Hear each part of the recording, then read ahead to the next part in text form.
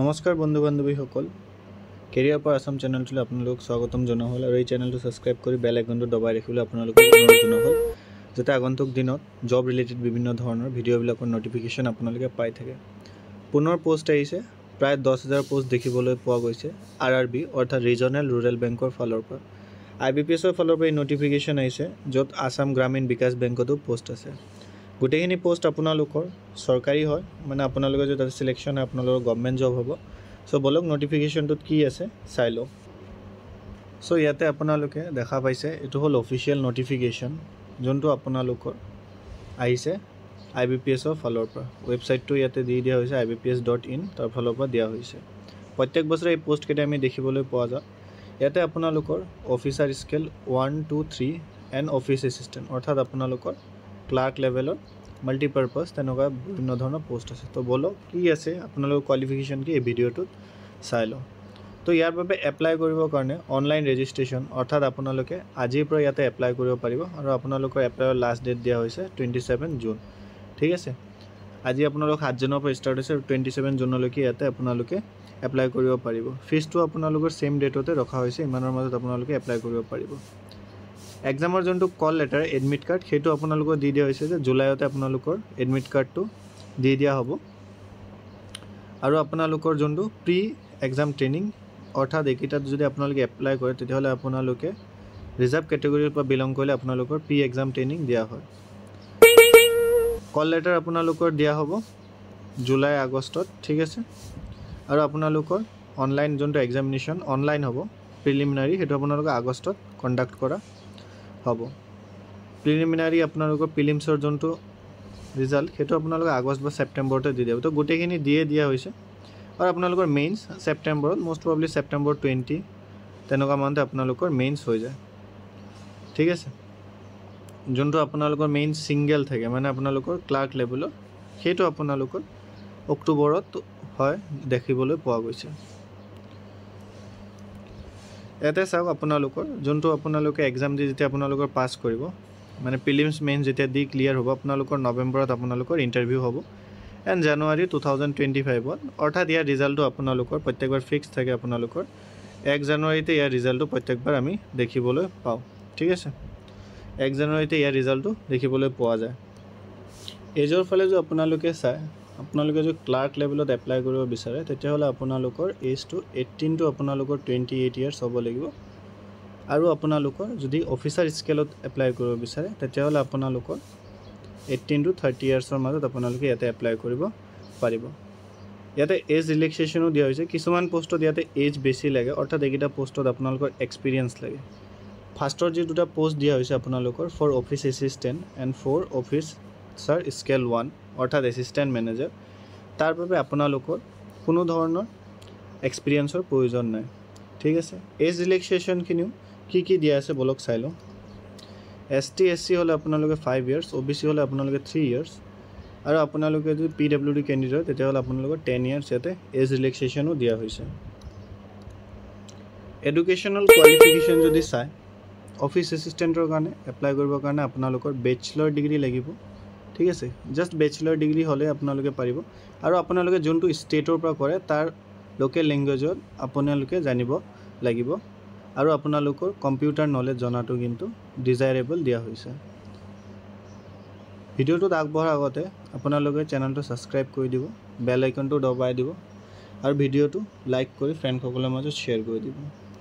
Officer scale অৰ্থাৎ assistant মেনেজাৰত যদি চায়, চ' তেতিয়ালৈকে আপোনালোকে bachelor degree in any discipline from a recognised university or its equivalent, অৰ্থাৎ আপোনালোকে বেচেলৰ ডিগ্ৰী হ'লে আপোনালোকে পাব। কিন্তু আপোনালোকে প্ৰিফাৰেঞ্চ তেতিয়া পাব যেতিয়া আপোনালোকৰ degree in agriculture, horticulture, forestry, animal husbandry, veterinary science, agriculture, engineering এইবিলাক যেতিয়া আপোনালোকৰ বেচেলৰ ডিগ্ৰী থাকিব তেতিয়াহ'লে আপোনালোকে ইয়াতে এপ্লাই কৰিব পাৰিব।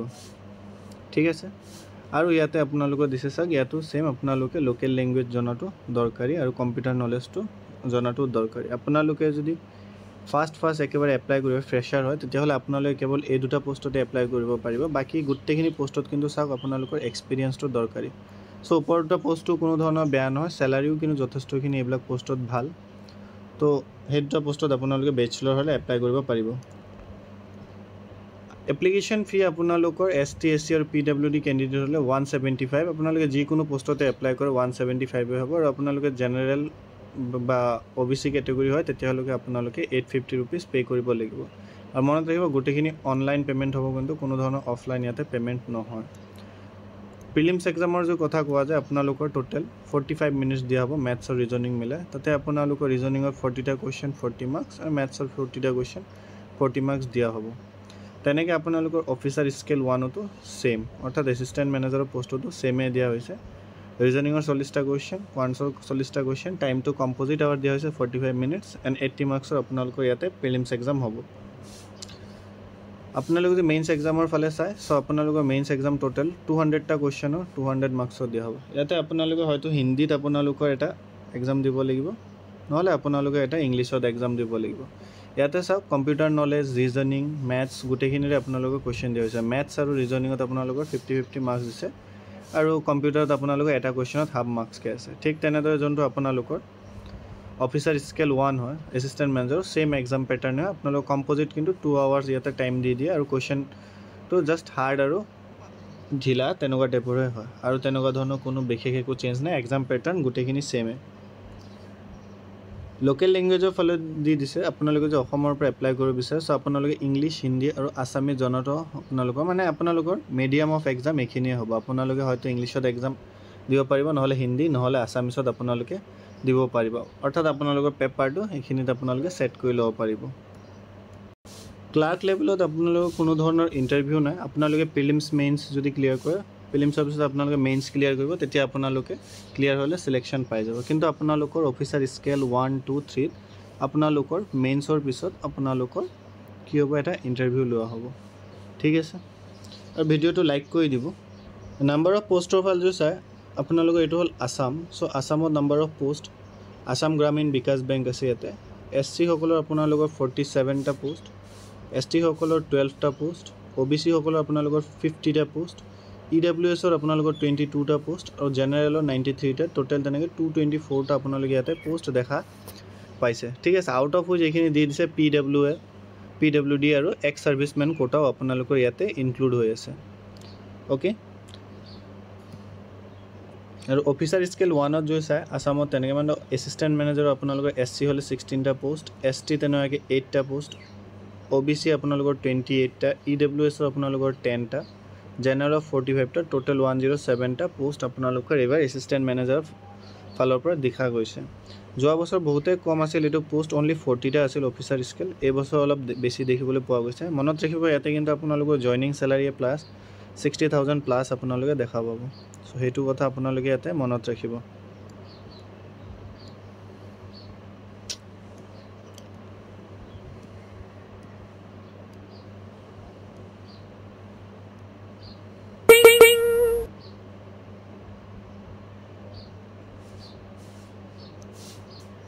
এক্সাম সেন্টাৰ ইয়াতে আপোনালোকে দেখা পাইছে আপোনালোকৰ আসাম হলে ডিব্ৰুগড় গুৱাহাটী যোৰহাট শিলচৰ তেজপুৰ একিটা আপোনালোকৰ প্ৰিলিমিনাৰী এক্সাম হ'ব আৰু মেইন সেন্টাৰ আপোনালোকৰ গুৱাহাটী আৰু শিলচৰ দুটা দিয়া হৈছে মেইন অৰ্থাৎ আপোনালোকৰ এই দুটা সেন্টাৰতে হোৱা দেখিবলৈ পোৱা যায় আপোনালোকৰ যে কেনেদৰে এপ্লাই কৰিব লাগে বা আপোনালোকৰ যদি এপ্লাইত কিবা প্ৰবলেম হৈছে যদি আপোনালোকৰ কিবা হেল্প লাগে তেতিয়া হলে ভিডিওত কমেন্ট কৰি দিব মই আপোনালোকক সোনকালে ৰিচ কৰিবলৈ ট্ৰাই কৰিম ঠিক আছে আৰু এপ্লাই কৰিবৰ কাৰণে আপোনালোকৰ কি লাগিব হেখিনি আপোনালোকৰ দিয়া হৈছে এখিনি গুটে ফটোগ্ৰাফ ইমেজ কেনেকৈ হ'ব লাগিব গুটে সাইজখিনি আপোনালোকৰ দিয়া হৈছে ডকুমেন্টখিনিও ইয়াতে দিয়া হৈছে সো এখিনি আছিল এটো নটিফিকেশনটো আশা কৰো এই ভিডিওটো আপোনালোকৰ কামত আহিব আৰু এন্ডৰ চেনেলটো সাবস্ক্ৰাইব কৰি বেল আইকনটো দবাই ৰাখিব আৰু ফ্ৰেণ্ডসকলৰ মাজত ভিডিওটো শেয়াৰ কৰি দিব তা আগন্তুক দিনত এনে ধৰণৰ ভিডিওবিলাকৰ নটিফিকেশন আপোনালোকে পাই থাকে ভিডিওটো সম্পূৰ্ণকৈ চোৱাৰ বাবে আপোনালোকক থ্যাংক ইউ আৰু হ্যাভ এ নাইস ডে